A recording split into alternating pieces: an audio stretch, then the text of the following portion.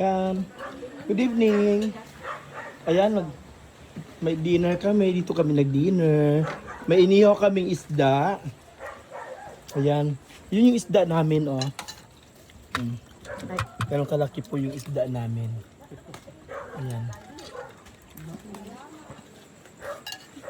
May inihaw kaming pusit. Ayan. Ayan. Hi, ate. Hi. Yan si ate. Siya po yung taga-ihaw ng aming pusit. Oh, ayan na po ang pusit namin.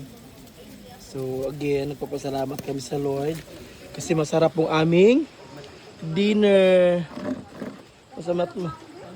Masarap yung dinner namin. We are one big happy family. Aray, thank you. Anay! Goodbye. Ayan. So, dalawang section po aming lamesa. May lechon section. Wala nang laman. May fish section. Pero yung mga taga-fish section, tumatawid doon sa lechon. Yung taga-lechon naman, hindi masyado tumatawid doon sa fish. Dahil? Kasi marami may mga rayuma doon. Oo. Ngayon. So, ganun po kami. So, maaga po. Marami nang sabi kanina na, huwag na muna tayo mag-rice. Pero nagsando ako ng rice, ubos ang rice sa rice cooker. Di ba? Marami pong nagiging plastik-plastikan sa amin. Dahil masarap po yung daing namin. Kaya, go lang. Saan yung daing namin? Wala na. Ubos na yung daing namin. Oo. Ayun, pusit na lang inaantay namin. Ay, ayan may pusit na. Naubos na kami. Ayan, paubos na rin yung pusit.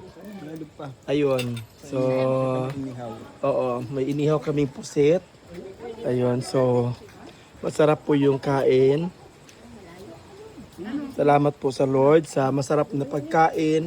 At kahit kami kumakain ay Lord, pagpalain nyo kami na walang ma-high blood sa amin. Oo, na maayos po yung aming pagkain. Ayan. Chowking. Ayan. Ayan, luto na. Nahurog na. Ayan.